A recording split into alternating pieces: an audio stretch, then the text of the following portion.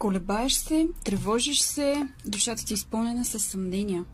Това видео е точно за теб. Таро ти казва, че е време да затвориш тази врата. Излизаш от този цикъл, от този етап на своя живот, вече с повече мъдрост, но трябва да оставиш. Трябва да оставиш нещата зад гърба си, за да продължиш напред към новото начало. Може би ти очаквам ново пътешествие, много нови обновяващи преживявания.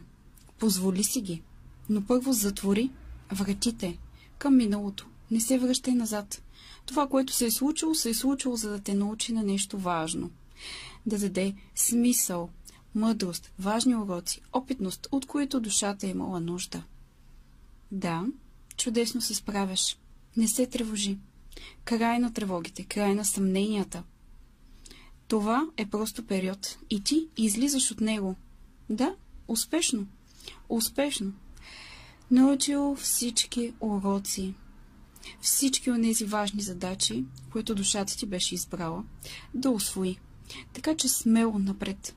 Сега е момента да удържиш на своите обещания, да приключиш вече започнатото, да поставиш финала и, естествено, без страх, да продължиш напред към новото начало.